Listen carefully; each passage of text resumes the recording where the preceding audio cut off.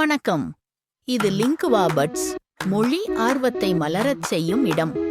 வாங்க சுவாரஸ்யமான முறையில் மொழிகளை கற்போம். இது கதை நேரம். இன்னைக்கு என்ன கதைன்னு பார்க்கலாமா?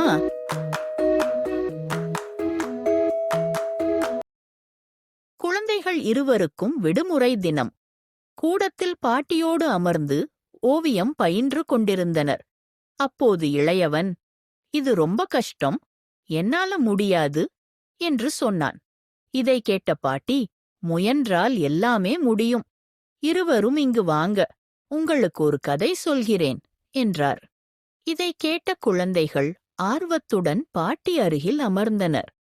பாட்டி கதையைத் தொடங்கினார். பல ஆண்டுகளுக்கு முன்பு ஒரு சிறிய குருகுலம் இருந்தது. அங்கே ஒரு சிறுவன் வாழ்ந்தான். அவனுக்கு இசை மிகவும் பிடிக்கும். சரஸ்வதி தேவியின் வீணையை ஒருமுறை வாசிக்க வேண்டும் என்பது அவன் ஆசை. ஒரு நாள் அவன் முன் சரஸ்வதி தேவி தோன்றினாள். அவன் கையில் வீணையை கொடுத்து வாசிக்கும்படி கூறினாள். சிறுவன் ஆர்வத்தோடு வாசித்தான். ஆனால் வீணையில் இருந்து எழும்பிய ஒலி இனிமையாக இல்லை. மீண்டும் மீண்டும் முயன்றான். ஆனாலும் பயனில்லை. அவன் மனம் உடைந்து அழுதான். இது ரொம்ப கஷ்டம், என்னால் இது முடியாது என்று. அப்போது சரஸ்வதி தாய் அன்போடு சிரித்தாள். ஒரே ஒரு ஸ்ருதியை மட்டும் வீணையில் மீட்டினாள். அந்த ஒலி மிகவும் இனிமையாக இருந்தது. சிறுவனை பார்த்து சொன்னாள், அன்போடு ஒரு ஸ்ருதியையே வாசித்தாலும் அது எனக்குப் போதும். முயன்று கொண்டே இரு, உன்னால் முடியும். சிறுவன் கண்ணீர் துடைத்தான். ஒரே ஒரு ஸ்ருதியை வாசித்தான். இனிமை.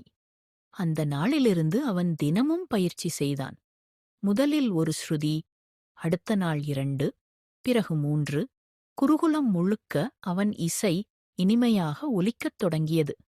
சரஸ்வதி தாய் அவனை ஆசீர்வதித்தாள். படிப்பு, கலை எல்லாம் ஒரே நேரத்தில் முடியாது. சிறிய சிறியதாய் முயன்றால் தான் வெற்றியை அடைய முடியும்.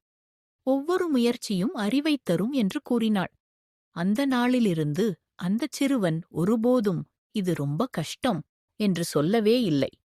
இதை கேட்ட குழந்தைகள், பாட்டி, நாமும் அப்படித்தான் மெதுவாக கற்கணும் இல்லையா? பாட்டி கூறினார், அதுதான் சரி பாப்பா. பொறுமையோடு அன்போடு முயற்சி செய்தால் எதையும் சாதிக்க முடியும்.